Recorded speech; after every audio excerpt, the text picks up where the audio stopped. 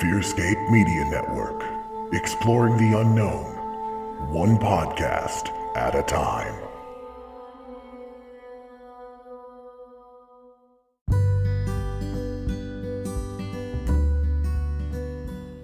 Voting isn't just going to the polls on election day anymore. Options like early voting, mail-in voting, and ballot drop boxes are available to more voters and are growing in popularity. How to Vote, a tool created by Democracy Works, breaks down the options your state offers for casting a ballot and empowering you to decide when and where to vote. Decide when and where you'll vote this year at howto.vote.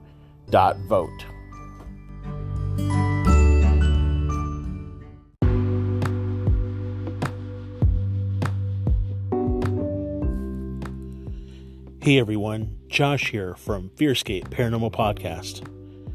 Have you been to our website, fearscapepodcast.com? There you can check out our store with all of our awesome t-shirts, check out guests that have been on the show, listen to the podcast directly on the website, even donate and help us bring you awesome content. Please consider supporting us. fearscapepodcast.com. Hello there, my name is Sam. And I'm the man with no name, Lance Wayne. And we're the hosts of The Antagonists, an all-villain podcast. You can join us every other Thursday for a new episode as we discuss all of your favorite villains from books, movies, and more. Are the villains you love to hate really as wicked as they seem? Tune in and find out. You can find us on all major podcast platforms or join us over on fearscapemedia.com.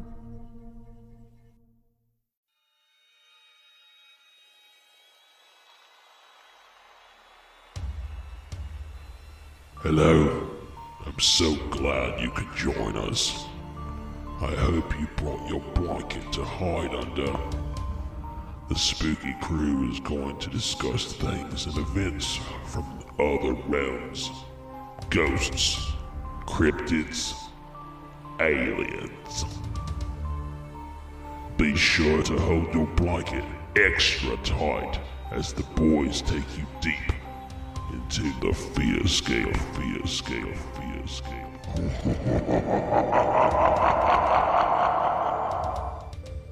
Welcome back, ladies and gentlemen, to another frightening Halloween-style episode of FearScape Paranormal Podcast. I am your host, Stefan Gearhart, and I am joined, as always, by my peculiar host, Josh Rutledge. How are you, Josh? I am freaking fantastic. We are back. That's right. For those of you that didn't know, both Josh and I got the COVID.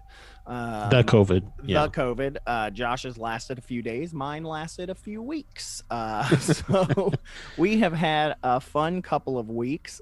So Creepy Ketchup may have a lot, at least for Josh. I know I've got a couple that we shared together, but I slept most of the time. So. Well, Creepy Ketchup is one of those things where, sharing is caring, right? Right. So. But anyways, this is Halloween week. Happy Halloween, everybody. Ooh, ooh. that was not as exciting as it needed to be. Let me try that again. Ooh, ooh. Yeah. Hooty-hoo. But yeah, happy Halloween to all of our friends out there, Keith Age, everybody. This is like the week we're all on fire. So, and I don't mean that's right. From which... no. That's nobody's getting burned at the stake that we know of. No. I have burned a steak a few times on accident. Used it for mine tend to be really charred on the outside, but pink in the middle. So right. But anyways, yeah. So we have a very, very exciting show. We're going to be getting spooky with two members, Jenn and Steve, or Steven, I can't remember which, I'm sorry, from Longhorn Paranormal. Now, we have been very excited. We've been hanging on to this for a little bit because we recorded this right before I got sick. And so I know they've been waiting for this. And we are very, very excited to share this interview with you guys because they've got a brand new show getting ready to come out on Amazon sometime in the next couple of months. Isn't that right, Josh? Yep. And they are just fantastic people. They're based out of Dallas, Texas, and Phoenix, Arizona. So they kind of hit that whole Southwest area. That whole area, yeah. That whole area. So we had an absolute blast talking to these two. It was so much fun. And I'm very excited for you guys to hear that interview. But as usual, before we get into any of that stuff, we've got to get into our segments. So let's get started with the psychic word of the week. And now, the psychic word of the week.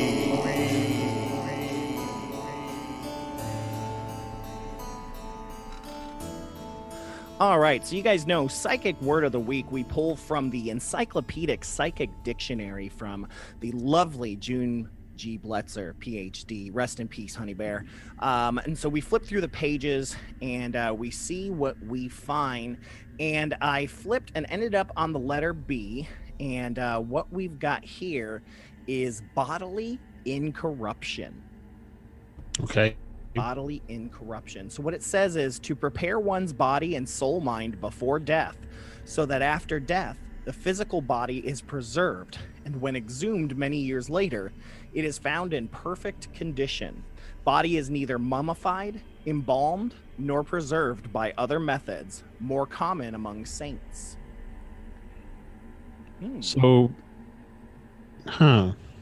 So essentially, yeah, whatever this bodily incorruption is it basically keeps your body as is. So it's like they just popped you in the freezer, and then they could take you out and thaw you, and you just look like you looked when they popped you in the freezer. Yeah, it's like that. Live fast, die young, stay pretty, leave a pretty corpse or whatever, I guess. Yeah. Interesting. I know for like forever, and I don't know if this is still the case now that the USSR isn't a thing, but I know they had Lenin's body on display. It was like a glass coffin, and it was always on display. So I don't know if that kept it mummified or. Well, it's not really mummified because mummified is different, right? But I know, but I mean, you know what I mean, like preserved. But I mean, I wonder though if you were to die, and then as soon as, like, pretty much almost as soon as you died, you were to be sealed in a vacuum chamber. Or one of those bags where you put the vacuum on it, you know? And it... Yeah. But I mean, just, you know, if you were in a glass coffin and they sealed it and they sucked all the air out of it. Right. Yeah, that's what I'm wondering too. Because I know they did that with some saints, and it's interesting that they mentioned the saints there. So very, very interesting. I don't know. I mean, talk about rising up for Jesus. You'd be in perfect condition instead of, like, you know, with skin hanging off or just skeletons or whatever, or just ashes. I mean, definitely not an extra in the remake of the Thriller dance scene, though. No, not at all, because you just look like a regular dude. Right. Like a remake of Weekend at Bernie's types. Pretty much, exactly. Yeah, that's all they do is they just, you know, create. They store you after you die if you're like a famous actor, and then they bring you back like 20 years later, and then they use you like a puppet. So instead of you store it, it's store you. Yeah. You know. Bodily incorruption. Thank you, June Bletzer, for that nightmare. And I already want to like research and see what bodies are incorrupted. Well, we already know some bodies that are corrupted. So. Oh yeah, for sure. So speaking of corruption, I don't know. Let's move right into spooky news. As I got some Halloween spookiness.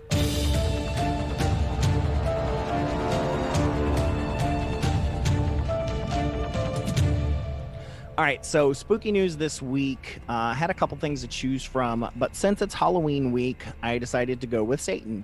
I did not make an arrangement with him or anything like that. It just so happened to be a story that I found on filmdaily.co.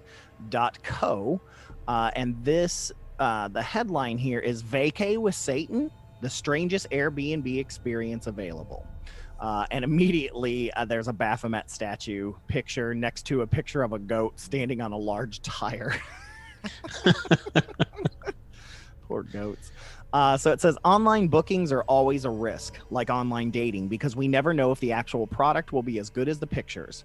There's always a catch. Airbnb and other short-term rental services are equal parts a godsend and a probable nightmare. They've made it easier than ever to host people from around the world and to feel at home while traveling around the world.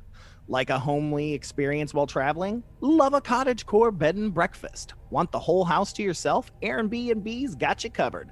Between the host and the guest, you either make mortal enemies or pals for life, depending on how the stay turns out. And this is actually true. Santosh and I stayed at a Airbnb in Indianapolis when we went and saw the Dalai Lama speak, and we are still friends with the couple that I actually went and did a tarot party for them like 2 years ago, and we still stay in contact all the time.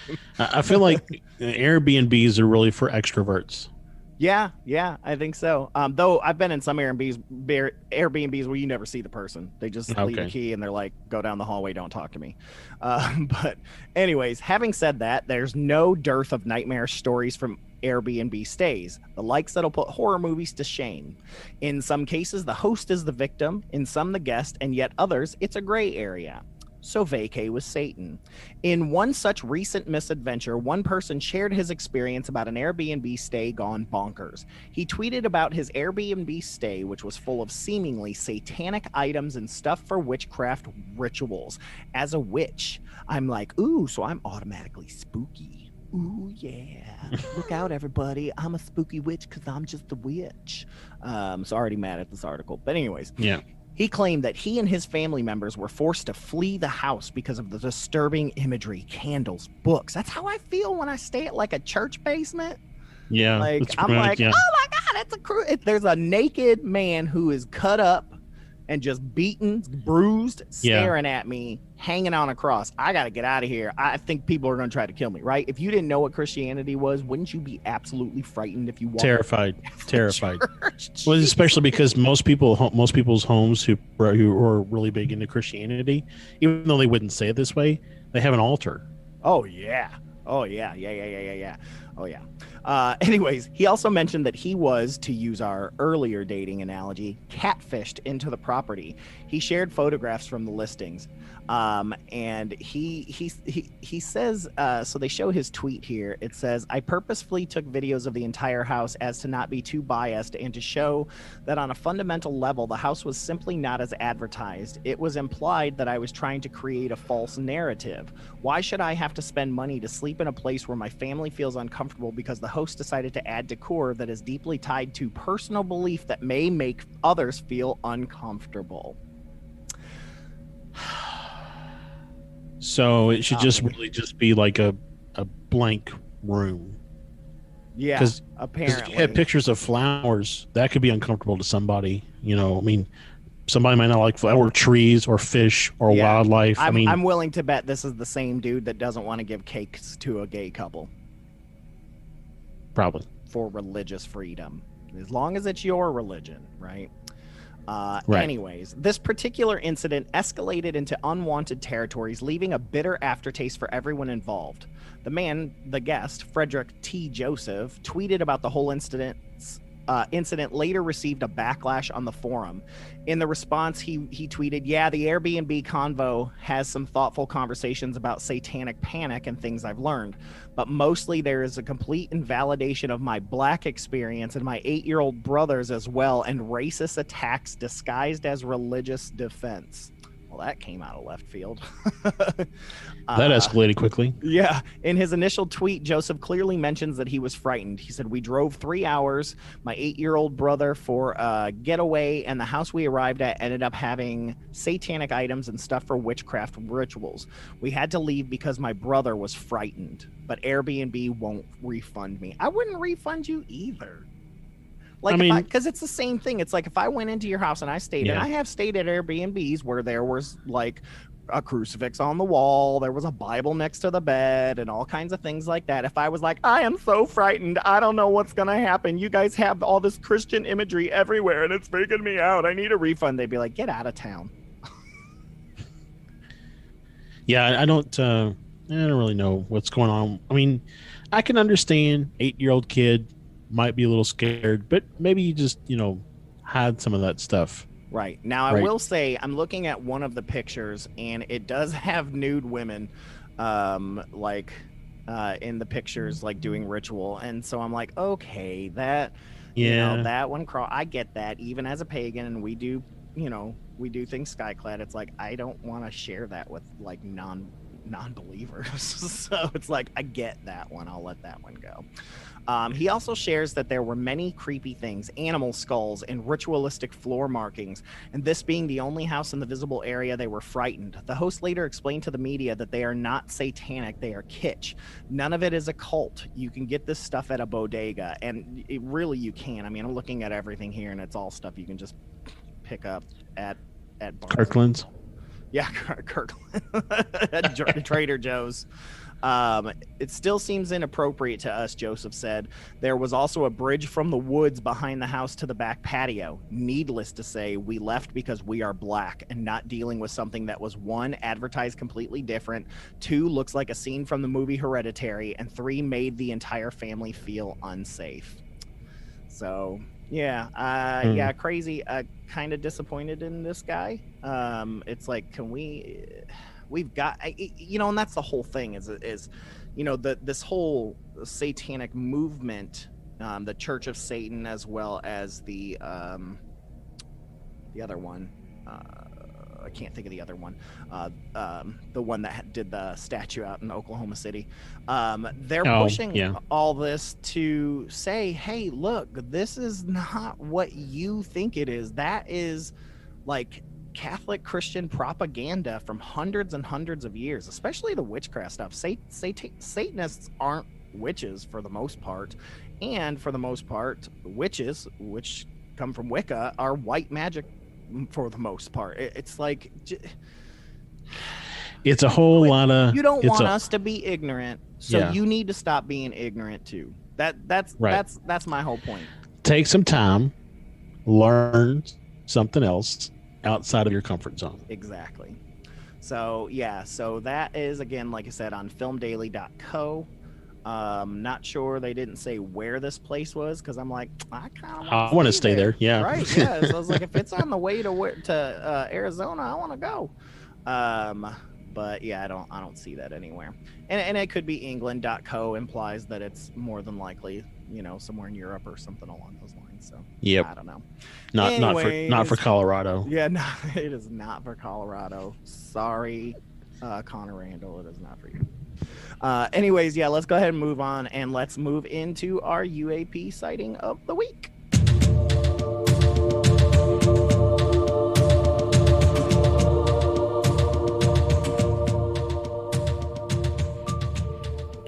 All right, so we are moving into our unidentified aerial phenomenon sighting of the week. We are moving towards using that word, as it is tending to become a more appropriate word for what people are seeing. So, Josh, what do we got? Where are you pulling from this week? Yeah, so in honor of your move, we are pulling from Arizona, from New Fork. Oh, no. This is I'm not really sure where this is. You might know Santan Valley. Nope, but I'm about to look it up. Is it Santan? Yeah, there's a space in the middle. Yeah. So Santan Valley. Not to be confused with Suntan Valley. Yeah. Or Hidden Which Valley. is probably where the company you used to work for was housed. So. Right. Let's see here. It is local. It's in Phoenix. So, it's a little suburb. It's actually right over by my brother's house. So, in Chandler. Yeah. So this is right near Chandler. Pause. Very cool. Yeah. So it's southeast Phoenix. Yeah. So, Santan Valley, Arizona. This happened on July 15th at about a little after midnight. And it says it happened for several hours. So makes me wonder if my brother caught anything. I mean, he's usually up pretty late. Be interesting to see. Multiple crafts moving independently, as well as information visible to the southwest.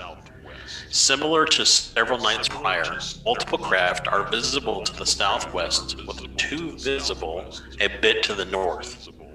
Multicolored lights and very sudden, fast movements visible from 5 crafts.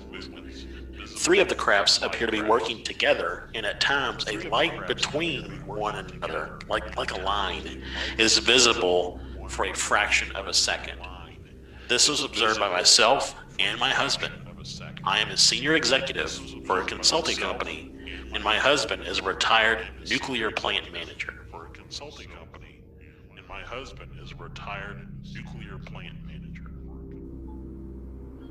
I really liked that idea. What'd she say of them working together? Yeah. Really liked that, because that implies more than just like a train or anything like that. It's like they work in tandem.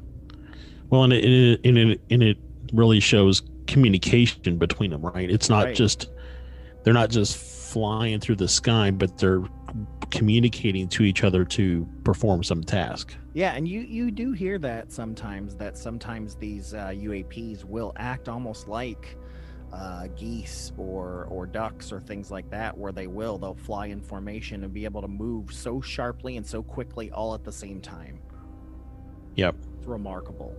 And that to me says there's a lot of telepathic communication that can go on, because that's so much quicker, Oh yeah, I mean radio communication would not, allow for that sort of quick reaction from the craft. Or, I mean, you see this a lot of times with pilots who do air shows, as they practice a lot, right?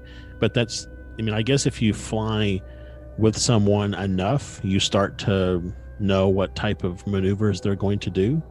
But that would imply that everything was rehearsed and that this was a show, which it could be, right? It could be. And we don't know what their physiology is. I mean, they could have a hive mind like Borg. I mean, they maybe their brains don't have the same reaction time as ours. It may be quicker, because we don't know how time works for them. So who knows? I mean, there's a million things that could be. Well, and the point that I was trying to make is that we assume that they're up there doing something for the benefit of themselves, like they're collecting something, collecting data, going somewhere, whatever. But really, it all could just be a show to make themselves known to whoever is looking. Right. I mean, that fits some of those, UT theories and stuff like that as well, that it's all just a distraction. So, possible. It's very, very possible. Anything is possible at this point. Yep. There is nothing at this point. I believe that standing behind me is a pink bunny rabbit, because anything's possible right now. So and this is slightly related to this topic, so I'm going to bring it up here. I read a theory the other day that prior to the 2016 election, there was a plan for disclosure, and that was going to work with the To the Stars Academy to disclose everything. And they weren't expecting for President Trump to win. This was expecting either. Yeah, this is not a political thing. I'm not making. I'm just saying they weren't expecting that to happen. And so when that happened, it threw off their plan for disclosure, and so that's why everything has kind of been off and reset. And that's interesting, because Bill Clinton was very, very big about disclosure, and so for it to have been Hillary would have made perfect sense. Because he's one of those that was like, oh, I'm gonna let you know. Look, y'all, I can't let you know. There's some I can't let you know. Like, I mean, that's literally what Clinton was like, because he went into that office ready to open the book. And it would have been very interesting if they had been working with Bill and Hillary all that time to try to get it going. And I don't think anyone expected Trump to win, and not being political, but in fact, I don't think Trump expected to win. I really, at the end of the day, think that he was just trying to find a way to kind of revitalize his career, and it just worked a little better than he thought. So, we, at the end of the day, we got Space Force out of it. So that's right. I think that would have happened anyways. I don't think that had anything to do with Trump. And we are getting trickle exposure. I mean, or disclosure, right? So it's that Reagan, that trickle down disclosure. Yeah. Like you lightly peed your pants, just a little bit. Just trickle down. All right, let's get moving so we can get into our interview. So let's get into our last segment here. Creepy, a catch up. Creepy ketchup. Creepy ketchup. Creepy ketchup. Creepy ketchup. Y'all, it's creepy.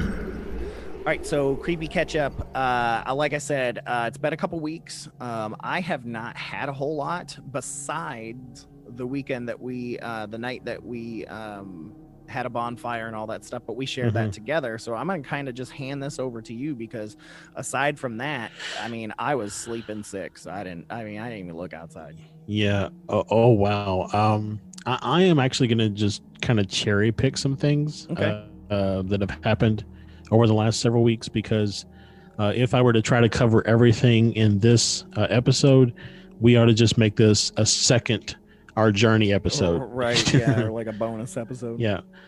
So just to kind of cherry pick some things. So going back to the last, I think, episode that we released, that we recorded, which was the Connor Randall interview. So that episode, after we got off the phone with Connor, again, felt really kind of, I don't know, jazzed up after that call, after that whole interview. I mean, it was just a really great conversation. The synchronicity with the book and everything was just awesome. Yeah, I mean, just wow.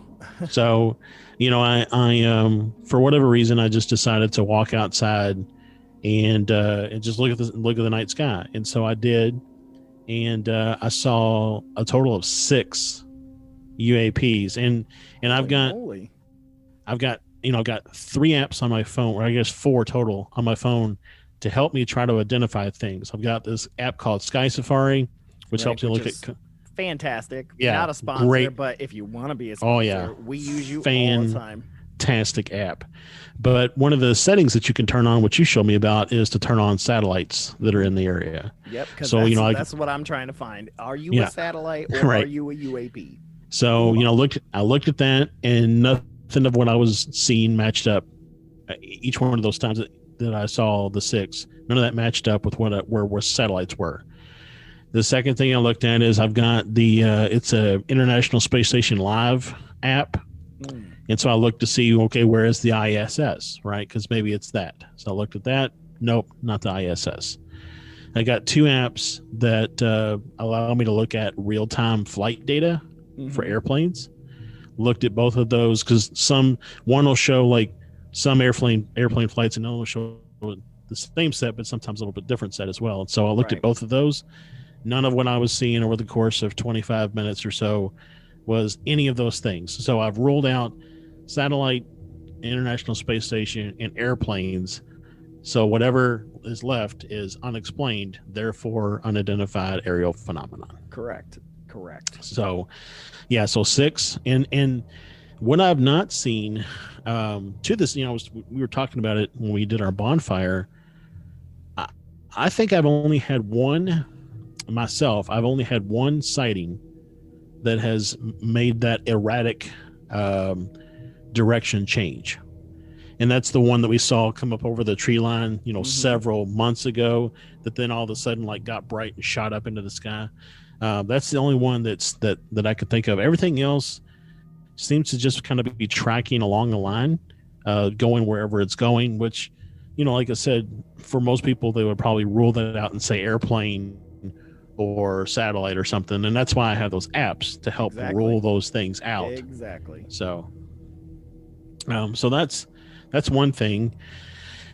And then didn't your kids see that too? So they didn't see those, but later on, good Lord. I know. That's what I'm telling you. It's been active. But then later on, a couple weeks after that sighting, this is after I was feeling a lot better from having COVID and stuff, and we were out, and I decided to have a little fire out in the backyard with my kids, let them roast marshmallows and all that kind of stuff. And so it had gotten dark, and I'm instinctually now, when it's dark and I can see stars, I'm just constantly scanning the night sky to see what I can find. Same. And so I see one kind of moving, and I'm like, hey, y'all see that? And both my daughters are like, oh yeah, we see it.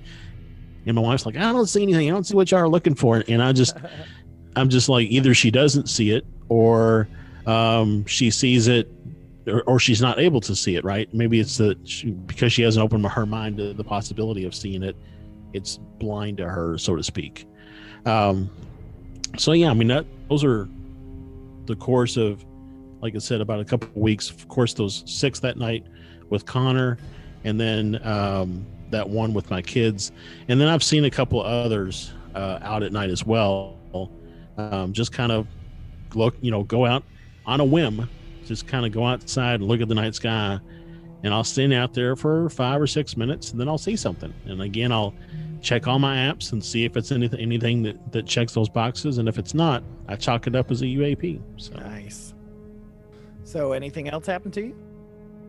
So yeah, I mean that's like I said, all the UAP stuff, and I've had some other. This one is the other one I'll share. And again, I've had so much, but I had my first night hag. Yeah. And it was. Congratulations. I don't know. Is it? I mean, I think so. It feels. So the way I kind of look at it is like yourself and Brad, and I don't know what others have sent in their stories to night hags. We know that, we have from Santosh has told us that a lot of times that night hag experience or sleep paralysis experiences, or I guess what we talked about that one time, the waking sleep paralysis, is a result of incorrect re-entry from astral travel. Yeah, which I totally dig that, yeah. So the fact that I am just now really still getting into my astral travel journey is the reason why I really hadn't had one of those scenarios yet. And so the fact that I have now, and the fact that you all have as well, makes me think that I'm finally progressing in my journey to unlock my psychic abilities, or whatever the case would be. Sure, yeah, I think that's pretty cool. So, but these were very unlike anything that you have ever shared or that I've heard, read as stories on the show. They were just very odd in their appearance. And so to kind of lay out what happened is, and I still see it just as plain as day, I was kind of shuddered awake, almost like I fell into my bed.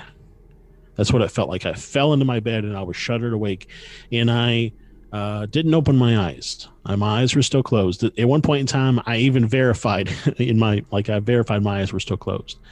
But in my mind's eye, if you will, I could see the layout of my room as it would appear how I was laying in my bed.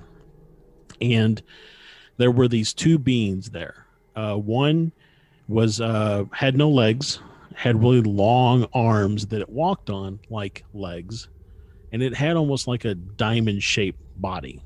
And then the other one had... I mean, mine have definitely had long arms, for sure.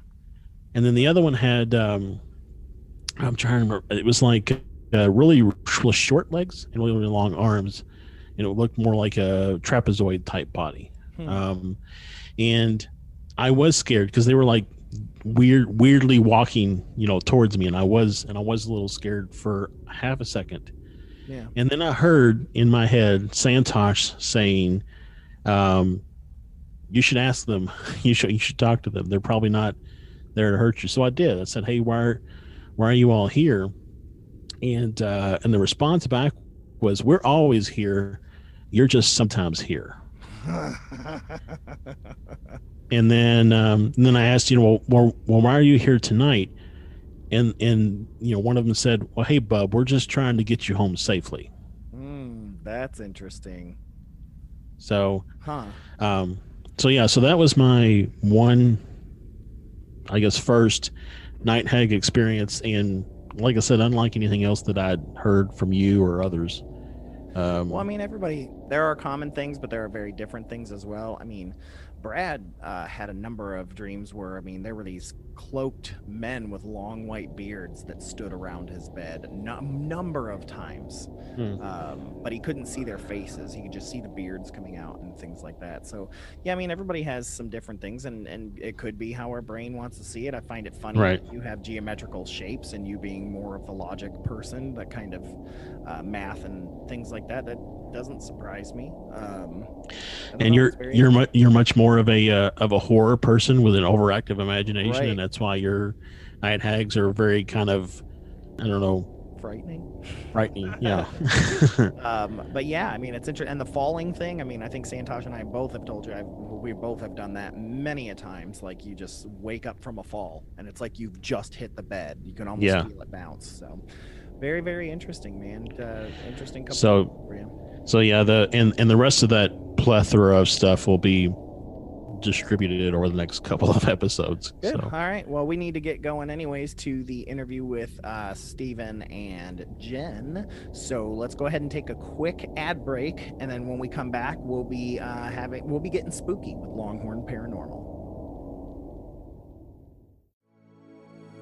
FearScape Media Network is your new home for everything weird and enlightening. Check out podcasts and YouTube shows covering content from discussions on horror films to the paranormal to meditation. Find out more at fearscapemedia.com.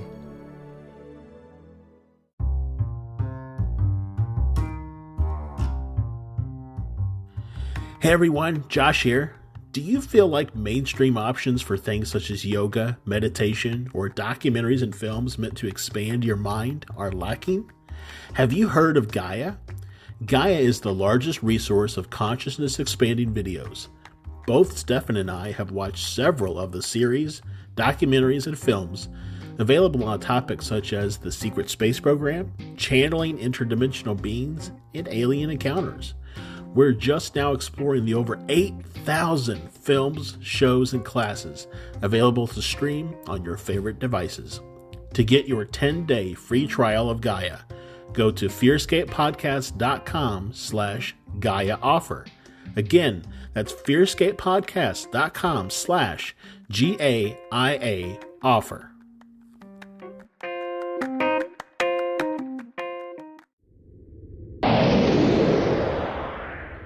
All right, and we are back. Thank you guys for sticking around. We've got two amazing folks from Longhorn Paranormal. We just told you guys about this. This is going to be really great. We've got Jenn and Stephen on the horn with us. Hey guys, how are you doing? Great. What's going on? How are you? Good. As you guys can hear out there, that we've got Jenn and Stephen, like we said, from Longhorn Paranormal. And boy, oh boy, do you guys have an interesting just set of stuff going on and things that have gone on. And we're going to ask you all the questions. So be ready, because Josh, he's like a lawyer, man. He's going to grill you. All right. I don't play 20 questions. That has to be 21. 21. Okay. Well, that's the legal age anyway. So we're good. So I think that, just kind of getting started, one of the things that when I was out kind of looking at, your all's website, and really looking at, so you've really started doing a season of kind of paranormal stuff on YouTube. I think there's 6 episodes. Is that correct? Yeah. So we actually just filmed our 7th. It's not up yet though. Okay, so not only are you guys paranormal investigators, but you're also filming and documenting in that regards to put it out there to the public as opposed to just strictly an investigator. Yeah.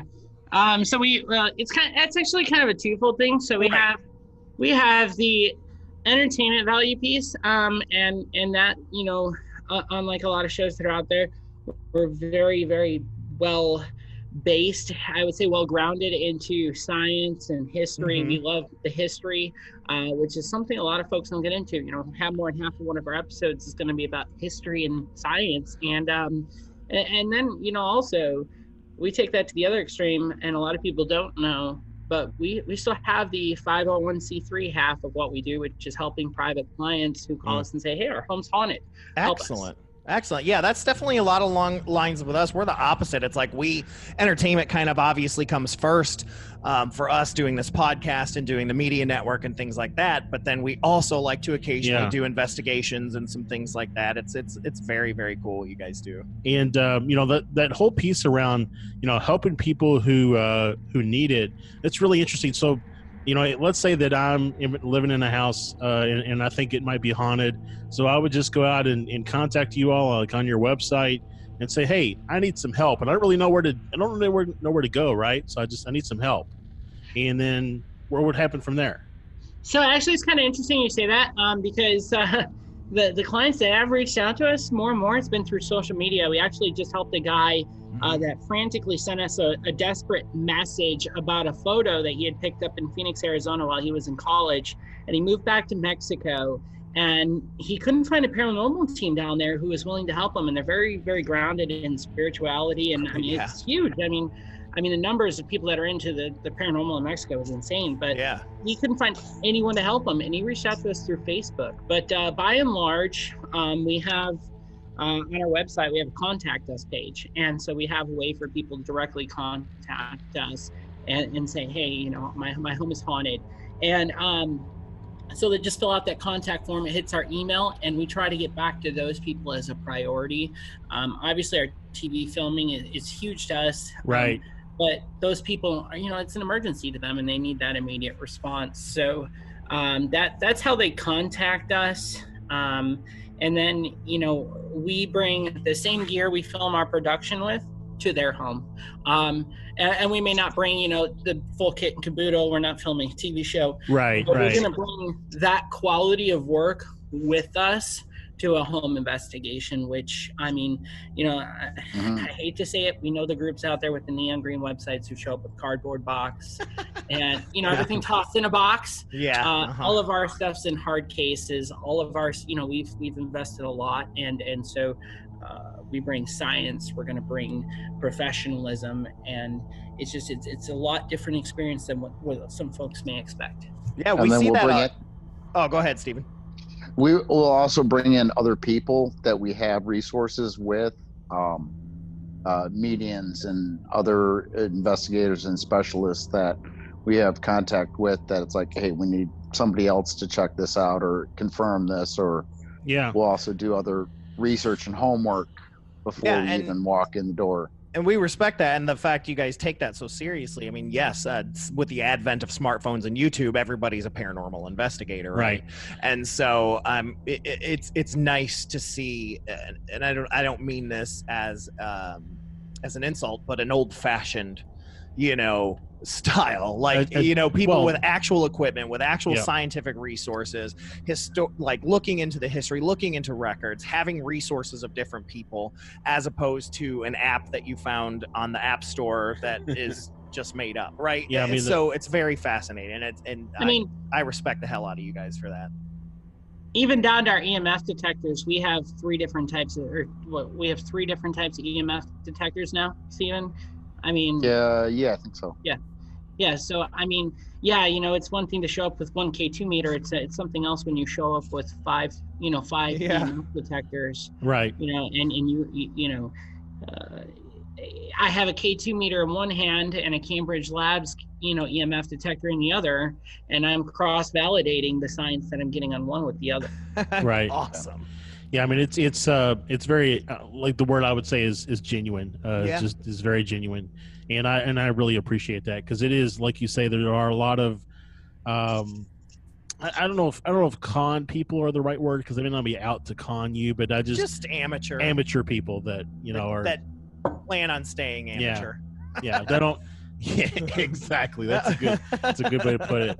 You know, I want to make sure we might be able to connect you all offline, but we did an interview a few episodes back with a woman named Tori Smith, who runs the Paranormal Help Desk Facebook group, and she does something similar. She actually, that's all that she does is connect people who need help with paranormal investigators around the globe, and so we'll just have to remember to send you her information. Because I mean, it's happened with us, because we occasionally, just being a podcast, we get messages or emails and things like that, and you know, Tori has been a really great resource, because she immediately goes into research mode, and she has hundreds of teams connected, ones that she trusts for sure, all over the country and even the world now.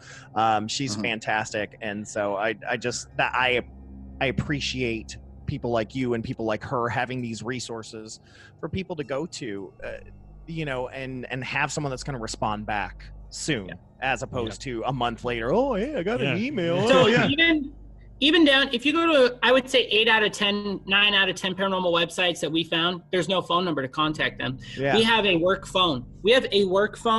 And when you go to our website, there is a phone number, and that phone is on and with one of us 24 hours a day. So if you go call, if somebody watching this goes and calls live, calls Longhorn Paranormal's phone number right now, we will answer Longhorn Paranormal. That's awesome. That's awesome. Yes. Thank you, Jen. Our phone's now going to blow up. I'm pranking the hell out of you guys. and you know what? I turned it off for this interview, so that'll be really funny too. I'm glad this isn't live because. Yeah. But the other thing too that we do, and I'm sure you saw on our website, we have an education tab, right? Mm-hmm. A lot of these websites don't have that. We have paranormal terminology, right? It's one thing to walk into a client's home or to be talking about the paranormal with someone and start saying astral projection and clairvoyancy and all these different terms that come out, right? And they're like, huh? We really spent time trying to, and we're still working on and expanding our education tab, where when you go to it, you learn paranormal terminology, you learn the definitions, you learn types of spirituality, types of hauntings, right? We talk about a residual haunting, we talk about an intelligent haunting, we talk about a poltergeist, we talk about the demonology, and that's something else we haven't seen on other websites. So just as big as it is walking in and showing a sense of, professionalism and experience and knowledge, we also want to bring that knowledge to our website to a client too, where, if someone calls me and it's not necessarily something we have to investigate, but they want to know more about certain subjects, we can send them to that part of our website to kind of dig and dabble into it. Well, and I like that because, if I've got a haunting and I'm somebody that's not familiar with the paranormal and there's stuff going on, I don't want to go to a website where the whole thing is just a website filled with EVPs and possible pictures of orbs. It's like, I don't need you to show me proof. I am already been slapped in the face or been pushed or whatever. I have my own proof. I don't need that. I need to know what the hell I'm getting into, what's happening. And I love that you guys have terminology and that you have things like that to let people even be able to reach out to you with better terminology to say, hey, I saw this, I think I have an intelligent haunting. I love that. And also, again, respect. People who throw around big words or phrases like that and don't give anything to back or to explain what they mean are oftentimes overcompensating. They probably themselves don't really understand what they're talking about, but they heard a big word, they throw it out at a client, they're not expecting them to say, oh, you mean this, and so then they get into a conversation. So again, the word again, so wherever it was genuine, now it's transparent. So you're very transparent as to, this is what we're not trying to sell you anything. We're just trying to help you. So again, I really appreciate that. Yep. I do want to get into the origin stories here. I wanted to ask each of you individually how you got into the paranormal, and then of course we'll follow up with how Longhorn got started, and that may be part of the story. I don't know, but yeah, how did each of you? What was your first experiences that made you say, I'm interested in this? So, when I was about 15, 16, funny story. So all of our team is from Illinois. I'm gonna preference this. We have 3 affiliated partners. One of them is our EVP tech, Frank Colburn. He's from Dallas, Fort Worth. And then we have Abhishek and Vivek, who are both from India, and they are part of our music composer team. But they're from Dahlia, India. So they are affiliates to our team. But our core team itself, we're all from Illinois. 3 of us were born and raised in Rockford, Illinois, which is hilarious because we're generations apart. That's funny. And so what's the chances? But when I was 16, I was living, I grew up in a foster home. And I got adopted at 17. I was living with some foster parents who would end up becoming my parents. And I loved the paranormal stuff. I used to sneak out with my friends. we went to a place called Manteno State Hospital. I've told this story so many times. People are probably watching this interview going, man, is she going to tell the same story every time? But it starts the same every time. This isn't like paranormal. The story doesn't, the beginnings don't change, every time. But, I went to Manteno State Hospital with a friend, and it became one of my favorite places to go investigate. And after that, I went back a couple times. I took my now husband. He had an experience, and I was just kind of like, yeah, okay. And then I went back another time with my friend, and his name is Doug Colgrove. And we were inside, and he heard something. I saw something. I dropped my camera, and I'm pretty sure to today, if somebody has not gone in there and, vandals or trespassers haven't gone in there and picked up this camera, it's probably still there today. Wow, that's legit. But I was walking through, and I'm holding this camera. I'm walking down a corridor, and I turn and look into this room that has 4 tubs in it. And it used to be where they did hydrotherapy in this asylum. And I saw something, and I really don't divulge more than that into the story. I'll say this, that if Netflix called me tomorrow and said they're willing to offer me $1 million and a 10-year guaranteed contract show to go back there, I would tell them no. Wow. Yeah. And so I dropped my camera and I bolted out of there. I went home. Now, bear in mind, I'm 16. There's no trespassing signs every 10 feet. Mm-hmm. I did the whole thing. So, most 16-year-olds aren't going to go home and say, number 1, I snuck out. Number 2, I trespassed into a haunted asylum. And number 3, this is what happened. No, I did. I was that scared at what I had seen. I told my mom. What happened after that was days of very dark energy inside the home. I brought whatever it was home with me. And they sent me to stay with my grandmother for a week. They brought in a pastor. The pastor had an experience that scared the crap out of him with light bulbs exploding in the house. Wow. And so it was a very dark thing. Whatever it was that I brought home, whatever attached itself to me, it was certainly not good. My parents chose not to ground me. They felt like having an attachment haunt me for a week was punishment enough. I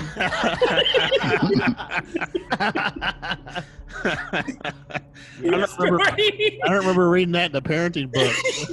Right? Hey, that would be me, though.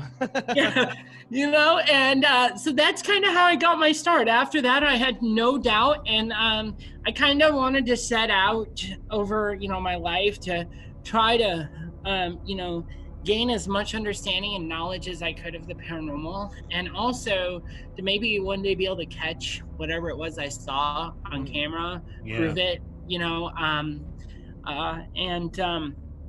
so I've dibbled and dabbled in it for my, for better part of almost 2 decades now. And so when COVID popped off in January, I went to some of my closest friends, my best friend in the whole world, and her brother, and my husband, who all kind of had a card to play in Longhorn Paranormal. You have Stephen, who's got a background in on-air personalities and production and all that. Kim, who spent her entire professional life in marketing for big Fortune 500 companies, and my brother, or my husband, who's got 2 art degrees.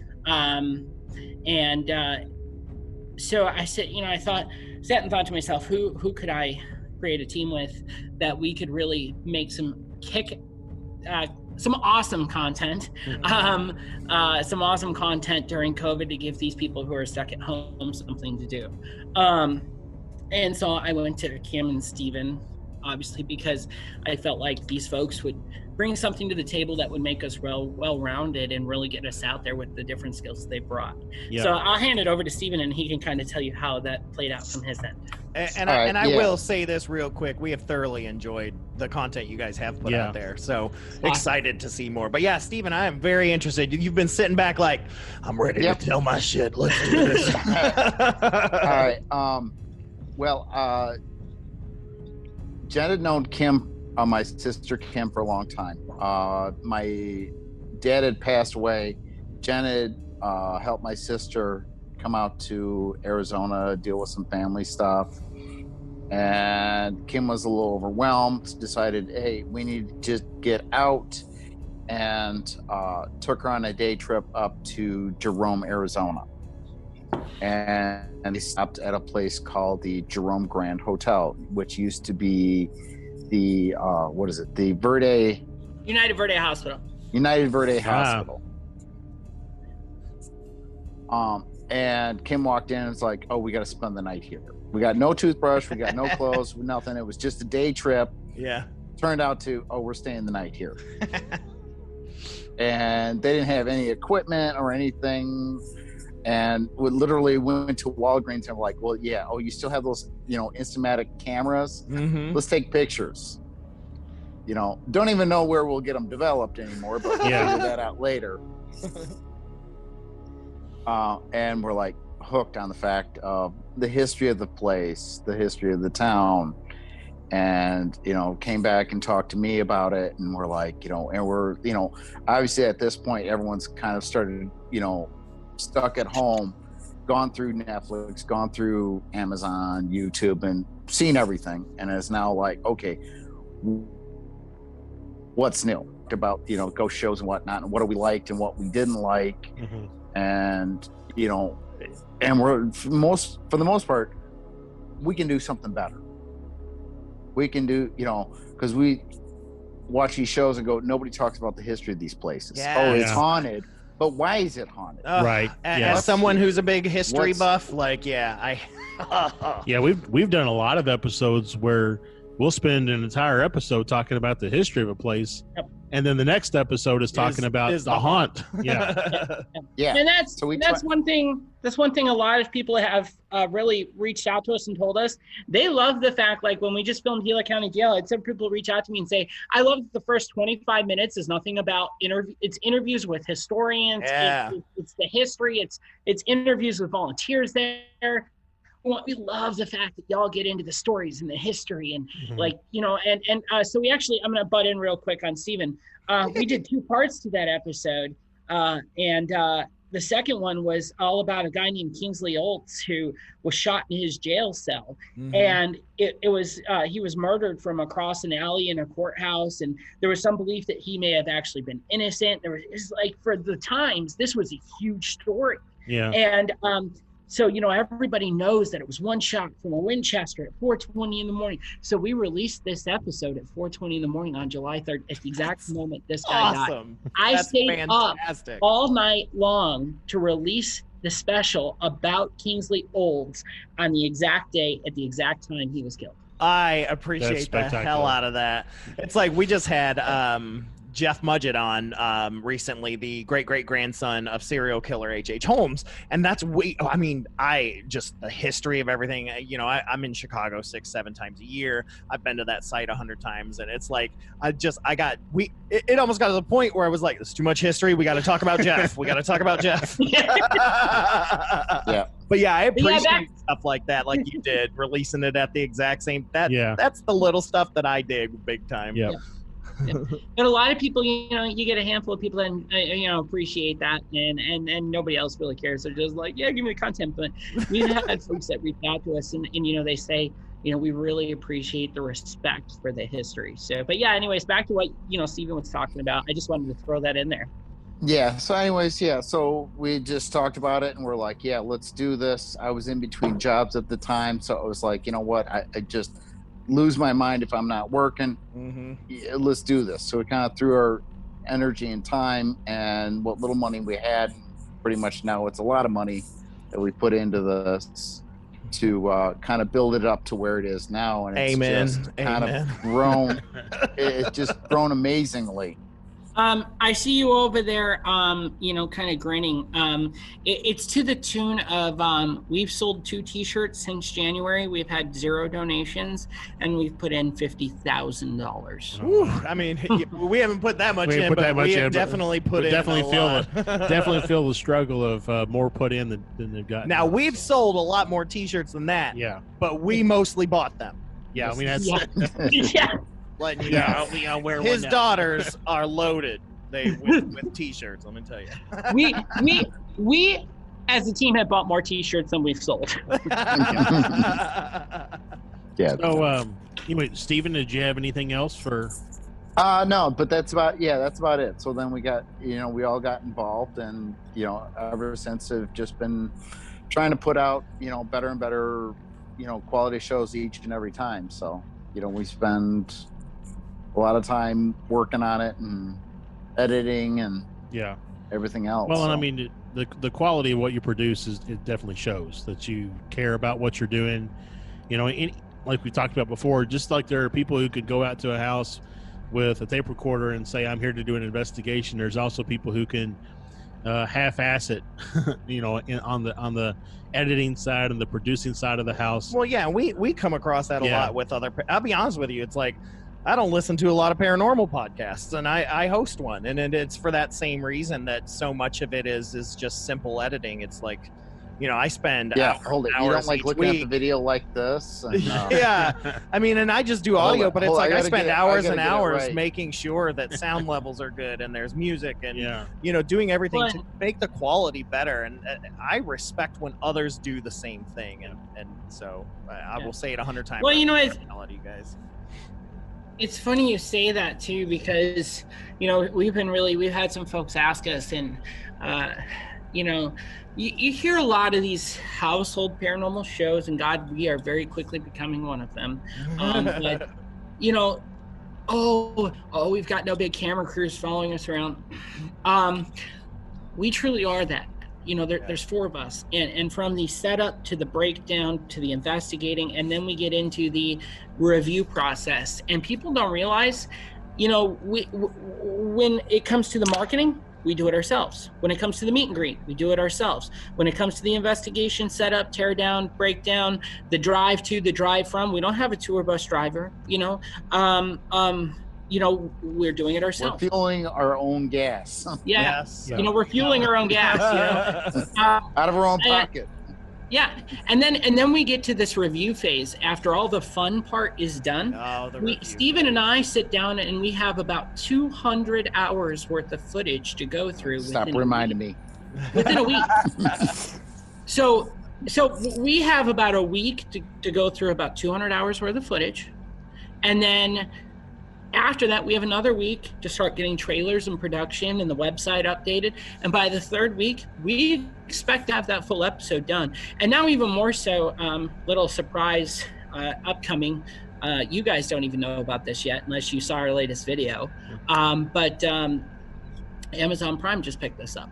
So now, even more so, we've got to go back to square one, and we need to look at the progression of the quality of what we have learned to do in the last year. Yep. And we have to rebuild every single episode to the quality we have today. So the season that folks are going to see on Amazon is going to be the same locations, but we are actually going to re-edit, reproduce, and re-render the entire season, every episode. And so the episode that you may have seen on YouTube or our website will not be the episode you see on Amazon. It'll be the same location. Yeah. Let me say thank you. Yeah. Welcome. Man, there is some real grimy stuff on Amazon. Yeah. Like, because I watch a lot, and man. We are planning on absolutely dominating that market this fall. Yes, well, you have some support here from us for sure. Yeah, that's for sure. Obviously, we're not going to be able to compete with the Zach Baggins and the J.E. Yates of Amazon, but right. the I call them the B-listers for the paranormal. That's kind of who we are at this point, and we are going to absolutely dominate the B-listers. Yeah, because B-list, you get to actually be somebody. I hate Zach Baggins, man. He's my arch nemesis, so. Never met him. But. Yeah, I've never met him, but if I do. Yeah. But yeah, so, we plan on putting out, we've been spending a lot of time over the last week since we found out we got accepted by Amazon, going over those shows on Amazon, kind of getting a feel for what they're doing. And man, I agree with you. I've seen, I don't want to badmouth anyone in the community, but their reviews speak for them. Yes. Yeah. And I never want to say anything bad about anyone. But I think you know where I'm going. Yeah. Like I said, we do the same thing when we were putting our podcast together. Like when Josh came on board, we kind of reevaluated and we looked at everything. And that's one of the things is you listen to other podcasts, you see what you like, what you don't like, what works, what doesn't work, and you build from there. I mean, you remix it to make it your own. So especially if you're concerned with quality, like the four of us seem to be, that's quality is super important. And like I said, that's why I think I'm very excited about your guys' stuff because like we said, there's a lot of grime on Amazon Prime. You could quote me. I mean, if you look at go ahead, Steven. We focus a lot on what our background music, what our background sounds are, what even us talking, it's like, hey, I can't hear you speak, or I can't hear Cam. Can you tweak this up? So we're raising levels, all the time for different stuff. And then with any of the music and stuff that we have, that we use, we'll probably listen to 100 different things before we'll decide, no, this is the one. Editing. Same. And it's like, it's like everyone else is like, oh dear Lord, just at this point, just pick one, please. But no, it's got to be the right one. No, this isn't the right I'm creative editor, man. I know exactly what you mean, and I'll go back. I'll pick the one finally after 3 hours of trying to decide, and then like after I've laid it down, I've listened to the whole thing. I'm like, no, the fourth one was the one I wanted. Well, the one thing that drives me crazy about Steven is I will render this. I won't say render. That's not the right word. I will build this 45-minute episode, and I will be, showing Steven on the TV our final rendering before I go through and I finalize the file, and he'll be like, oh, I want to move this 2 minutes into this 45-minute episode. He'll be like, I want to move this one thing 3 seconds over. And I'm like, if I move that one thing 3 seconds over, I now have to rebuild the next 37 minutes of content. Hey, preach it. Preach it. Preach it. It's like the same thing. I do a horror podcast too, and my host on there does no creative editing or anything like that. And I finished everything. I got it done. He hit me up. He's like, hey, can we remove this piece? I'm like, it's already laid down. It's already mixed. You know what I'm going to have to do to remove 3 words that you don't want? If you want to take out that 5 seconds, we're gonna have 5 seconds of dead air. That's it. Or I'm gonna add a beep. Steven, if I have to take that 5 seconds out, we're going to put in 5 seconds of me burying you alive. How fun. Well, let's shift the focus back to some of the paranormal stuff because I really want to dig into that a little bit because I feel like you guys have had some really cool experiences and obviously we know we've got the private ones that you guys deal with that, that's private. That's what they're all about. But there's also been some, publicized ones, big ones and stuff like that. What are some of your favorite experiences or hunts in general that you guys have had? Go ahead, Jen. You want to go first? So I have a couple. So again, I've been doing this a lot longer than the rest of the team. I would have to say one of my finest moments, amongst my kinfolk, there is some lineage to the Caponage. I am from Chicago. Yeah, I was about to say. And I'm Italian. So I got the opportunity to check out on multiple occasions at night the Joliet prison. Ooh, that's cool.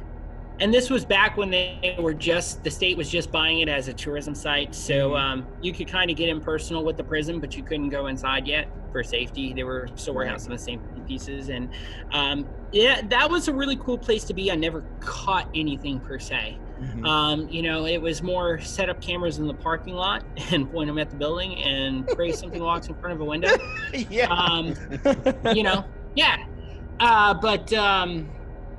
That is that's on my bucket list for the return to. Now they do full-fledged tours, and I actually know who is in charge of that program. And when and if I get back up to Chicago, I definitely want to do the Joliet prison, just because there's a lot of history there. That's awesome. But in terms of haunts, so definitely at the top of my list, Mantino State Hospital by far. I would bet. Yeah. And the Jerome Grand Hotel. So the Jerome Grand Hotel is like my summer vacation spot. I try to get up there once a month now to get a night at the Jerome Grand Hotel. Wow. Shout out to Sarah Mosier, the manager at Jerome Grand Hotel. She is the most wonderful, sweetest human being you will ever meet on the planet. And she's the manager there.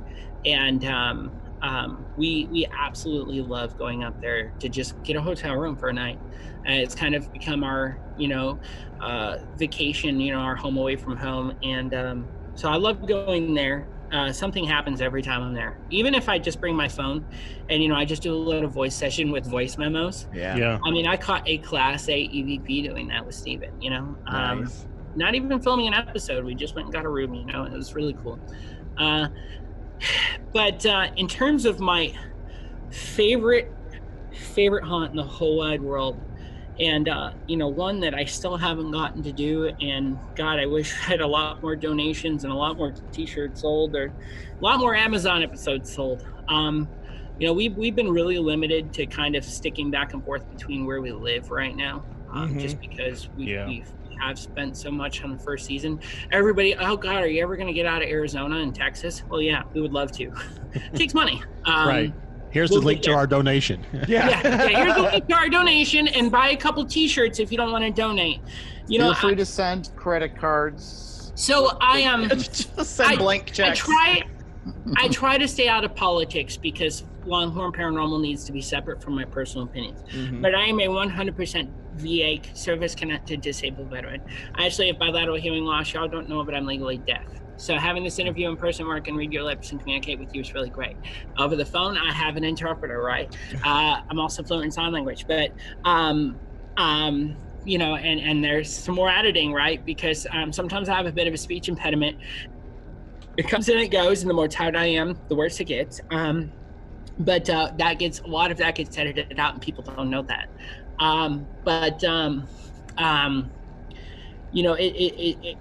It's very interesting to see that with all the negative that is happening in our communities today, and then you have folks like us who are trying to do something positive, and we see so much funding getting dumped into, and this is about as close as I'll get into politics, but there are certain organizations that are getting thousands of dollars dumped into them to do some very bad things, and then you have disabled veterans like myself who are trying to make a difference in the community, do something positive during a trying time, and we have sold 2 t-shirts in 7 months. It can be a little disheartening at times,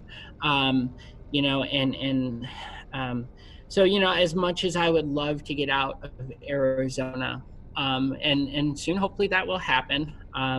We've been very restricted based on Steven still having to work a full-time job, and we're in between trying to build this dream.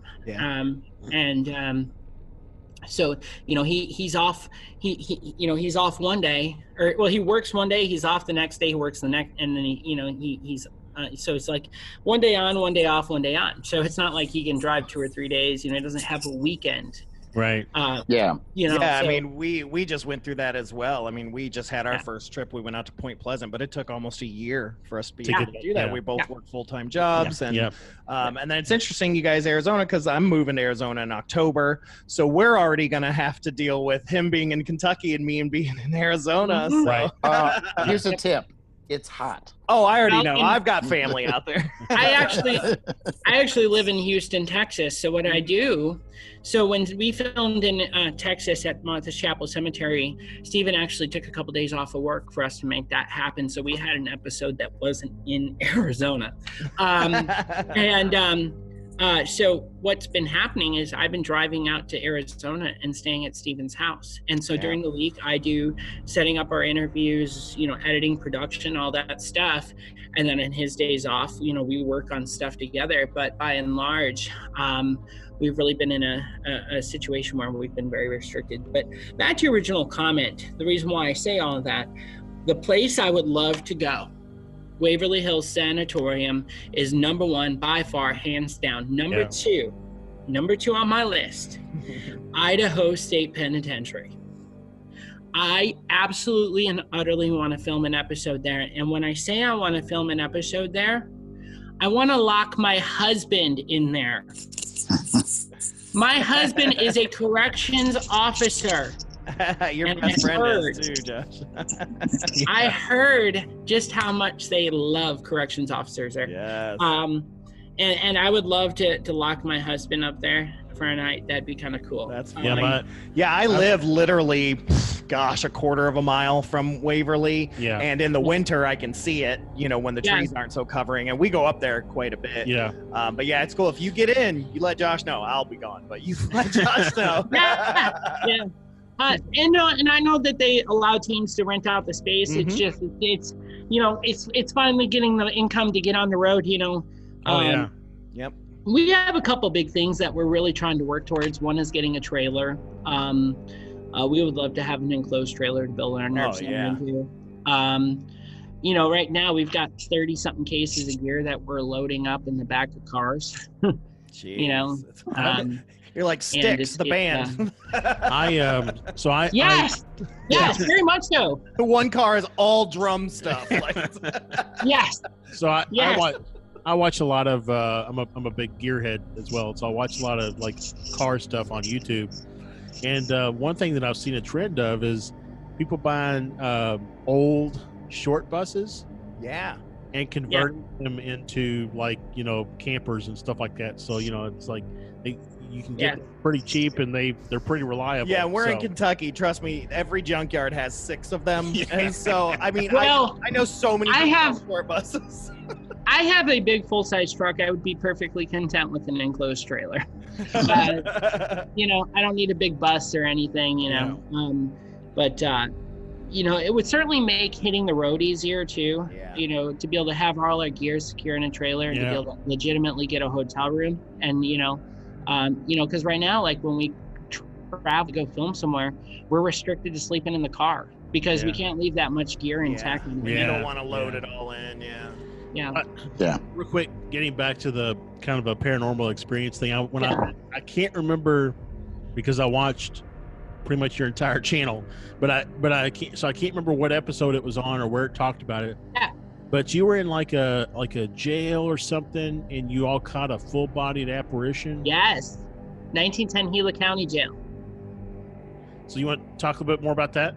Yeah. So I had walked out. So in between the courthouse and the jail, there's on the 3rd floor there's a catwalk, and we had set up our nerve center in the alley, almost directly below that. And so let me kind of set the stage a little bit for this one. So we had Tom Foster, who is a local historian, and he's also a director for museums, the Gila County Jail, all kinds of different stuff. So this guy, in terms of credibility, he's validated, right? This guy has no interest, no bias in whether or not our stuff's legit. I mean, but Tom was sitting in our nerve center.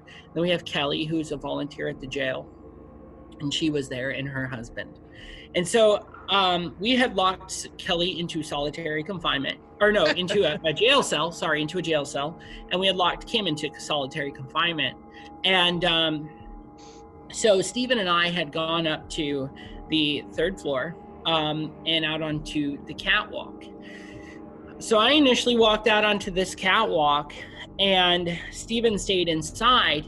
And as I walked out, you can see the light infraction change, and then you can see the night vision pick up my black shirt. It goes white like it's supposed to, and then you see seconds later Stephen come walking out with the night vision light on, and everything turns green. So it's not Stephen's lighting that's causing this. And at the same exact time, Stephen's EMF detector is freaking out, and I say, "Oh, did you feel that?" And I felt something brush right by me, and we didn't know about it at the time until the end of the night. Later that evening, when we finally made it back downstairs and outside, and Tom said, "I've got something you need to see on your DVR." He said, "I wrote down the time." And so we went and pulled it up right there in the moment, and we watched it, we reviewed it. It was in alignment with everything we had done. So some of we didn't get into the history of people jumping off that catwalk, but people had two individuals specifically committed suicide off that catwalk in correlation to their convictions. And so you actually see what looks like an apparition jumping off of the catwalk, and I about lost it. I'm like, this is so freaking, this is incredible footage, because, it's one thing to get it. It's another thing when we have a historian who is sitting right there who watched it. And I say, so Tom, you can say without a shadow of a doubt, we did not engineer this. And he says, no, I was sitting right here. This is very real. Well, and how gratifying for you, you saying from when you were 16, saying, I one day want to catch this on camera, and boom, bucket list, donezo. Yes. And that is definitely the closest I've ever come. Now, that is not what I've been hoping to catch. Right. But that is the closest I have come to the goal. Well, I was kind of that episode, I was kind of hoping we got the audio of Kingsley saying, here's who shot me. Didn't happen. You're still trying to find those treasure chests. I know what you're doing. Hey, a murder is still a murder, even though everyone involved is long dead, but hey. Yeah. That would be an ultimate PR moment. Longhorn Paranormal solves a 110-year-old cold case. Right. Yeah. Not a psychic in the bunch. Now, Stephen, what about you? Do you have a favorite particular experience or hunt that you were on, or something? Probably the scariest hunt. Well, before this, I used to work at Chicago Tribune. And I worked nights for a number of years, and working nights, believe it or not, that is one building in Chicago they try not to talk about that is haunted. Oh yeah. It's old. It is very old, and I've had lots of experiences there with lots of weird stuff. But at least show-wise, my favorite is, or probably the scariest for me, has been when we were at Casa Grande Mountains. And filming there, and it's not what I would call ghost apparition stuff like that. They have what what people refer to as like the black mist. Right. And pretty much you go down there with a flashlight, and you point it to the left of the side of the road. The light casts about 150 feet. Go to the right, casts about 150 feet. Now looking straight down this road, you cast the light, and it's going about 10 feet, and it stops. And then with our DVR camera it's set up, you could see my light as I did this. You see it going 10 feet, and then you see this black line coming back to my flashlight. And it was like the trippiest thing, and it had like this halo to where you could see the light was trying to cast through it, but it was getting like almost sucked out. True, man. And that's where we had a whole camera system go dead. Had to wait to reset it and get the footage off of it. That it had caught a black mist that came and literally killed the camera. And that was probably the only night Jenn, we got to a point and Jenn's like, oh, we're done, wrap it up, let's clear up, we're out of here. Well, what's worse, being in a haunted building, or being out in the middle of nowhere at night? We call that a lose-lose situation. Yeah, it's kind of neither is good. Yep. That's why I hate doing like haunted houses and stuff around Halloween, like the theme type ones. I really get nervous about the ones that are outdoors, and there's a lot of them in Kentucky because there's a lot of woods. I'm like, anybody could walk into this place. So that's what I said. There's no fence here. No. So when you're outdoors, right, it could come from anywhere. Right. When you're in a building, at least you're kind of limited as to maybe where. They respect doors and windows, right? That's yeah. Arizona, you have a couple of other little issues you got to watch out for, because you'll see it on like a lot of our episodes. We'll walk around with black lights because you've got scorpions. One of our setups, they light up. Yeah, they'll light up. when you hit them with the black light, and it's wild. It's like, well, oh, here's 2 of them right underneath their tripod. Let's be careful moving this. That's what, whenever I go to visit my brother, like my nephews we'd always go scorpion hunting at night, and they got the low black light flashlights. Yeah. It's like when we filmed at Martha's Chapel this past week, we actually had law enforcement out there too with us, and that was by and large for, it was twofold thing. One, to keep out the trespassers, but even more so, out there's wild hogs. And in Texas, in East Texas where I live, there's the old joke of, you need to get rid of a body, just throw it in the woods and the hogs will take care of it. The hogs out there are dangerous. Yeah, one of my friends lives in downtown Phoenix, and she was just telling me that a hog was running down Roosevelt, like right down the middle of the street, and they were like, "You're not supposed to be in downtown." Like, but yeah, so we have those worries too with hogs, and so we have other precautions that we have to take when we're out filming, and depending on the location.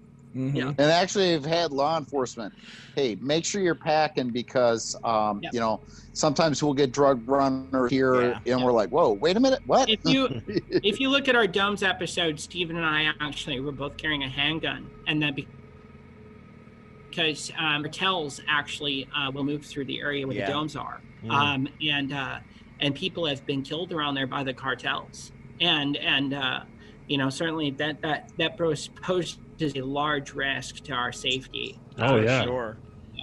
The most I got to worry about around here is snakes, but well, outside of Louisville, let me tell you, it's a whole different. You get into some of the rural areas of Kentucky and Harlan and stuff like that. Yeah, you better. It may be Sasquatch coming to get you, but it might also be Jethro. So, hey, you look pretty. Yeah, it may be both. He may also be a Sasquatch, but no. Of course, I have to ask. Arizona, of course, is a hot spot for UFOs and alien activity and stuff like that. First of all, how do you guys feel about that stuff? And then B, have you accidentally come across any of that stuff in your time, like researching and hunting and stuff? Well, I've only got 2 things left on my bingo card right now. It's the alien invasion and the zombie apocalypse. So trying not to get those checked off. What if they were alien zombies? Yeah. I know. Great. Got to check them both off. Bingo. So, go ahead, Jenn. When I was a kid, I really, really, really, really, really wanted to be, somebody famous, like maybe a country music star, something like that. And then I got abducted by aliens, and they turned me into a paranormal investigator. Well, it still makes a good country song. Yeah, so. I mean, Yeah, right. No, instead of getting your truck back, you get your alien spaceship back. Being a veteran, God, here I am as a veteran. It's a joke. Any veteran listening to this will laugh at that right there. I see these things coming from the Pentagon, and they're creating like the UFO task force now, and they're actually starting to validate things that Air Force pilots have said over the years. I honestly don't know. I mean, do I think there's some legitimacy to, am I completely asinine to say that, with all the universes, all the planets, if there's not life out there somewhere, there's a good possibility.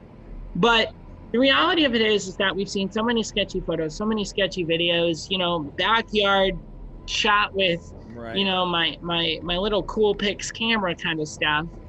And no one with high-tech cameras and equipment has ever been able to do any form of validating on any degree.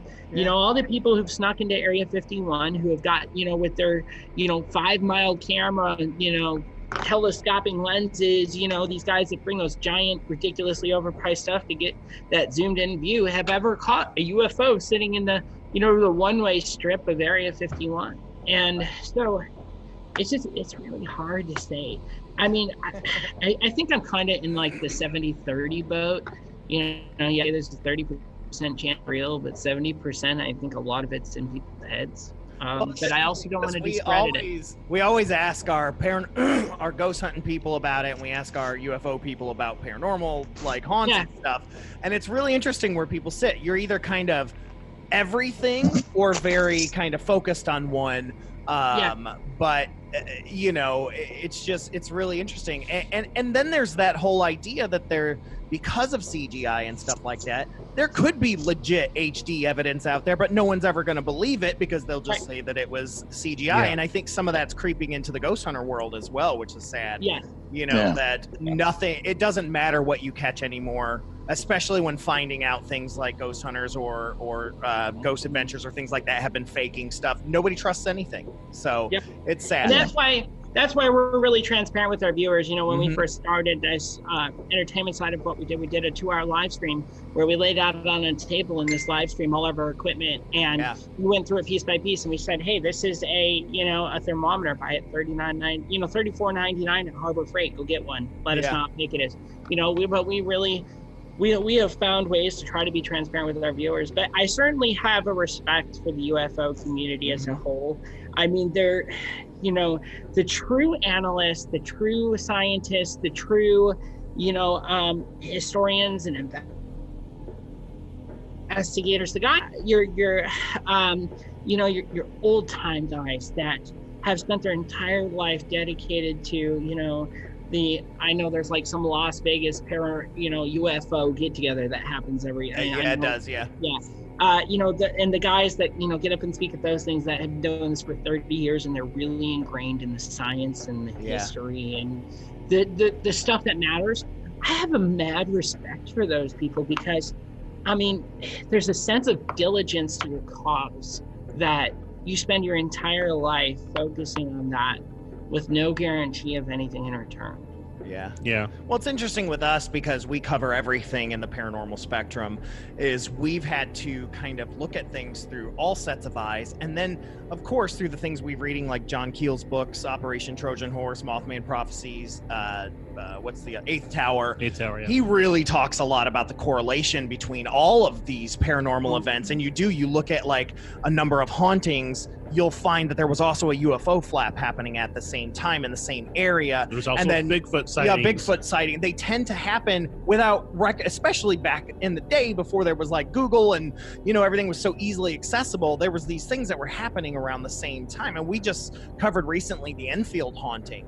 And we decided, hey, let's check out the Enfield haunting and see if there was a UFO flap happening in England at the same time. And lo and behold, the exact same month that it started and stuff like that started this huge UFO flap that was happening in England. And it's so interesting to maybe wonder at the end of the day if all of this is different than we've ever realized, which is what John Keel talks a lot about, this idea of ultra-terrestrials, or this idea that things are all related somehow, some way.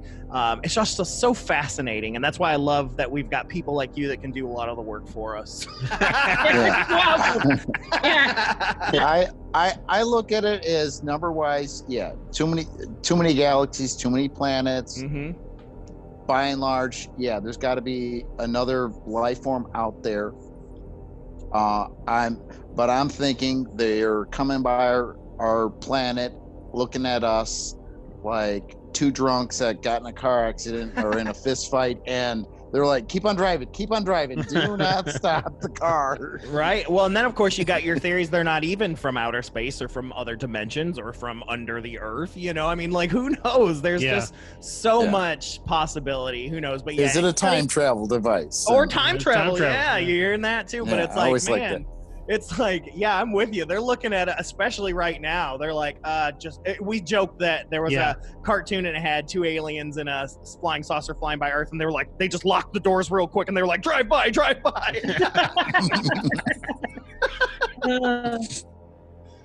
So I think, once again, I'd like to thank you all for coming on and doing the interview. I want to give you an opportunity. Is there anything that you want to plug, social media, whatever the case may be? Where can people find more information about you? I'm like the old guitar, Guitar Hero game where, I was loading, it says turn it up to 11. So here I go. We are, you can find us on MeWe, Ello, Facebook, Twitter, Instagram TV, YouTube, soon to be YouTube TV, soon to be Amazon Prime this fall, Longhorn Paranormal, Teespring, Bonfire. Have I exhausted the list? Never. I think that's about it for now. Yeah. TikTok? We are everywhere. We're not on TikTok yet. Give us time. Yeah, we got on there, but we haven't done anything yet. If you share our content, we are going to thank you personally. We are going to put your name in the thank you. If you follow us, we are going to like it. And if you buy a t-shirt, I may just hug you because we are broke, starving artists, and we don't, it's not like we're performing in front of you and consider our guitar case on the floor and, and hope you throw in your dollar bills. So any donations to our donate page or LPT store, both of which are on our website, we certainly do appreciate that, and everything goes back to the organization. We're not really drawing a paycheck at this point yet. Yeah. But yeah, so that's really huge. The other awesome thing that we've got coming up, we have our first sponsor, but we haven't told anyone yet. Up until now, we've been sponsorless, but Kim and Ryan don't know yet, so we can't. Steven and I have been kind of keeping it hush hush. Stay tuned to the next, not next episode. Yeah. Episode 8. Episode 8, you guys will know who the sponsor is. And it's definitely going to change some things. And we're stupid excited. And I'm supposed to be picking Kim up at the airport the first week of September. And I cannot wait to pick her up because I think her jaw is going to hit the pavement when I do. If that gives you any idea where we're going with this. But yeah, that's exciting. I mean, we know what looking for sponsors when you get one. Oh my god! Yeah, we had a sponsor for the podcast, and after we played 200 downloads, they decided to cancel the sponsorship. I guess they thought we were going to be cheaper. I don't know, but yeah. Well, unfortunately, the sponsor is not going to be paying us money, but they are going to be investing a lot of money into us. Yes, in terms of marketing. Mm-hmm. Marketing. Give me marketing, pizza, and cupcakes. I'm good. Yeah. In the marketing in term, it pays for itself. So to get this person is investing in us in marketing, and we can't wait to make it. We're actually going to go. So once we make the announcement of who it is and what it is, we're actually going to go film a commercial at their location. As a thank you, we promised we'd bring out all our gear, set up like a little nerve center, do a promptu investigation at their business after hours, and they're going to be able to use it as a commercial in conjunction with Longhorn Paranormal. That's awesome. It's awesome. So, and of course we're going to film them a commercial. That's cool. Yeah, and of course we said we'll be sharing the hell out of this. We'll be premiering this in October while I'm heading to Phoenix. But yeah, we'll be all about sharing anything that you guys need. We are share friendly. It's a community. We all need to support each other. So yep, and we will definitely look you guys up as best as we can. I usually try to put together a little preview video that we can even tease ahead of time and some things like that. So and feel free to share all our content. All our links are linked on our website, on our homepage. We have the little icons for Facebook, YouTube, Instagram, Yelp. They're all up there. Our website has our gear stores and our donate pages and our membership page, which we're offering through the end of the year at a discount. We gave them away for 7 months for absolutely free during the height of COVID. People had access to all our exclusive stuff and our member discounts and all that stuff. It was absolutely free. Now we've reinstituted a charge. It's normally $20. It's the lifetime membership too. $20 gets you lifetime membership to anything we do with our membership page. That's awesome. But through the end of the year, we're offering it for $10. So that's great. So anything you guys want to share or plug for us on any of your pages, or feel free. We definitely could use the support and the exposure. We have almost 25,000 viewers across platforms and over 3 million views every 90 days. But it's certainly, I've posted our our gear store to people, and they go, well, we didn't even know you had a merch store. Right. Well, how many times you been to the website? Well, never. I just follow you on Facebook. Right. So we understand that for sure. And I definitely am going to pass your guys' info to our friend Tori at the Paranormal Help Desk, so that if she gets something within your guys' area, so we're looking at Arizona and things like that. Arizona and Texas. And Texas, that she can reach out to you guys, because we like to send her people we can trust. So, and you guys fit that bill to a T. So appreciate that. Appreciate that. But yeah, thank you guys so much. This has been an absolute pleasure. It's just so much fun talking to you guys. And if you guys are still around, I would love to hang out, get some coffee or something when I move out there. And shoot it. So, but yeah, you guys, I cannot wait to see what you guys have in the future. So I'm so excited to have gotten a chance to get to know you guys a little bit, and it makes it even cooler when I get to see the cool stuff. So well, we definitely have some cool places lined up. Our final 3 episodes of this season are going to be powerhouse locations. Let's just leave it at that. Very cool. Spectacular. Awesome. Well, again, thank you guys so much. Steven, thank you so much. Jen, thank you so much. Thank you so much. Yeah, I don't even want to go. You guys are like that new girlfriend that I've just gotten. I'm like, you hang up first. I just enjoy. Well, Jen, I love your energy, man. You're like me. It's like bam, bam. So.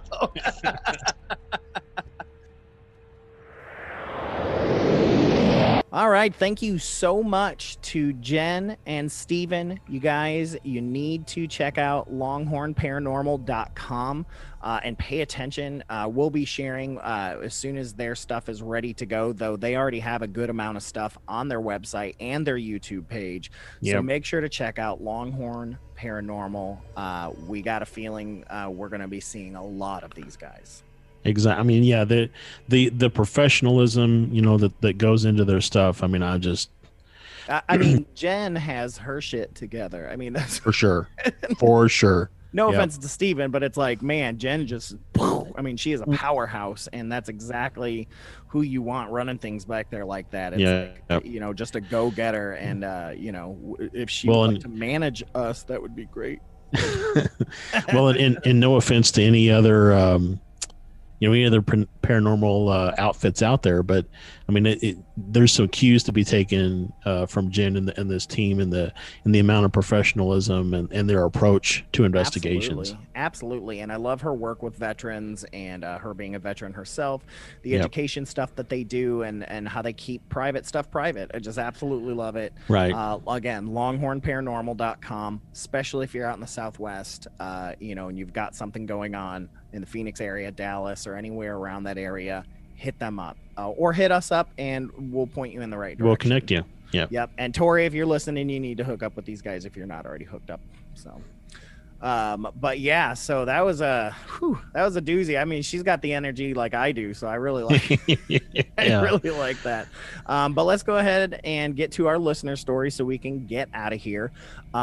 This week it comes from a friend of mine. I don't know if you remember her or not, but Mel Vote. She used to be Mel Hurchin back in the day. A friend of the theologians in mine, and she actually sent in a plethora of stories, which kind of surprised me. There was quite a bit, and so, but I've just got one that I'm actually gonna portray it tonight. Yay, you get to hear my pretty voice. But yeah, this is her one story, and then, like I said, we'll be revisiting her again. I think she sent me 2 or 3 or 4 stories. So, but yeah, this is Mel. She's from Kentucky, so we got a good Kentucky story. So I started listening to the podcast and hearing all the listener stories, and I saw the post encouraging us to share our stories, and well, it got me thinking about any experiences that I might have had. I'm not sure that I've really had much personal experience, but I'm very open to possibilities of things and hearing others' experiences. Though I do vividly recall one experience I had at a very young age. It was in a condo my parents used to live in. I think I was probably about 4. There was a hallway, and my bedroom was the first off the hallway, and my parents' bedroom was at the end of the hallway. It was nighttime, and I was lying in bed. My parents were in bed. It was dark. I probably had a night light, but otherwise, it was dark. I remember lying there, not yet asleep. I had my eyes open. From where I lay, I could see straight into the hallway. And I remember seeing a couple standing in the hallway. They appeared to be a bride and groom. I distinctly remember them appearing to have a white glow about them. They gently floated into my room to the foot of my bed, and I recall the bride coming to the side of my bed and leaning over to look at me with a smile on her face. I don't remember what happened after that. If they just disappeared or if they floated back the same way they came in. I'm thinking they floated back, but I can't say with certainty. Also, I'm not sure it would be a supernatural experience, but I also remember while living there, we lived there, I think, until I was in kindergarten. When I was there, I had very vivid sensations of flying and floating while in sleep or half asleep. I remember often waking up after the sensation of falling. From what little I've heard or read about, such things is not uncommon, at least I don't think. Curious if anyone else remembers experiencing something similar. I have no memory of any such experience after kindergarten, except maybe a few times, and then it was more so just the feeling of falling without the flying, floating feeling. I've been trying to think about any other experiences I may have had, and so far coming up pretty blank, but I know I'm missing or forgetting something. I have family and friends that have had experiences, and I have been places where I've had the sensation of being watched and not alone, but I can't think of a time otherwise that I've seen or heard anything. Well, I take that back. The restroom at the past job I worked at in downtown Louisville, I would often be in a stall and hear someone else in there. But then, when I would come out, there'd be no one there. Sometimes working late, I would hear things like someone else was around, but I would walk around and I was the only person on the floor. Well, so very interesting that she also had the falling sensation. So if you just heard our creepy catch-up before the interview, you'll hear that it's possible from astral travel. So you may be astral traveling. And again, like most of the people that send us stories, they're like, I don't really have a whole lot. I don't really have any experiences. And then they have these like wild experiences that I'm like, that's exceptional. And then she sends me like 3 more stories because she remembered more. So yeah. Well, and I was thinking about something the other day. I think as we start to age, we put too much of our mind into what's happening, right? We try to figure out what's happening. And so, she talked about when she was younger, she had that experience of flight and floating and stuff like that. And then as she got older, she only remembered the falling part. Right. And it's probably because we're trying to analyze things as they're happening, as our brain starts to develop. And so you miss out on just the kind of reactionary, I'm having this experience versus I'm having this experience. Now let me try to figure out why I'm having this experience. Well, and because of horror films and paranormal shows and stories and stuff like that we think that for it to be a good story, you have to have been held down and slapped and carried to another dimension and, seen the ghost of Elvis playing, you know what I mean? It's like, right. We have these high expectations for what our story should be. So we think our stories don't matter. And I know that's why we don't get a lot of stories from people that I thought we would, because I think they think their story isn't good enough. But they are. I mean, here's this story that she didn't think was worth a damn about a couple, a bride and groom floating towards her bed and leaning over and smiling. That's creepy and cool. I mean, it's like my experience when I was a kid, seeing the ghost that turned out to be my Aunt Kathy, like smiling at me. That was a huge big deal to me. And it was a very similar story in a lot of ways. So, so if you're out there, guys, send us those stories, even if they're just a couple sentences, they're bigger than you think. We want those, even the ones that people have had similar stories to, because we want people to know that other people are out there having these experiences, whether they're horror movie experiences or whether they're, just lifetime movie experiences, whatever. Right. Like, I don't care. Like, they're all important to us. And you can send all those to fearscapepodcast@gmail.com or fearscapepod. Hit us up on Twitter or Instagram or any of that. PM us. Let us know those stories because we want to keep sharing them. And again, Mel, thank you for being brave and sharing those. And we're going to be sharing yours over the next couple weeks. So I really, really thank you for sharing that with us. But it is time to go, Josh. We got to get out of here. Gotta go. We got to go. We got to get our costumes on and all that stuff. Not a mask, though. It's Halloween month. It's Halloween month. No, we need masks. We need mask for your but not mask because right. You're not allowed to wear it, at least not in Kentucky. I don't know what it is in Arizona. Yeah, I don't know either. But yeah, anyways, thank you guys so much for tuning into FearScape Paranormal Podcast. Make sure to check out all of our other wonderful podcasts, in which we have a ton of new shows getting ready to come out over the next month or two. FearScapeMedia.com. Like our new page, FearScape Media Network, and get on there and all that jazz. And make sure to like, share, and review. Josh is just asking for that for Christmas. So review those podcasts. Remember, we'll hook you up with some stickers if you give us a good one. So, and on that, I guess we're going to get out of here. So thank you guys so much for tuning in. My name is Stefan, and I will catch you on the flip side. This has been Josh. The truth is out there. And remember, folks, the veil is thin right now. So grab those blankets extra tight because things tend to get spooky when you're listening to FearScape. Good night, everybody. Good night. I'm so glad you were able to join us for that horrifying discussion. I hope they didn't frighten you too much. Tune in next week for even more research into the nightmarish and haunting creeps and spooks that we tell ourselves don't exist, but we know they do. Make sure you have your blankets, that you hold them extra tight. Next time on FearScape.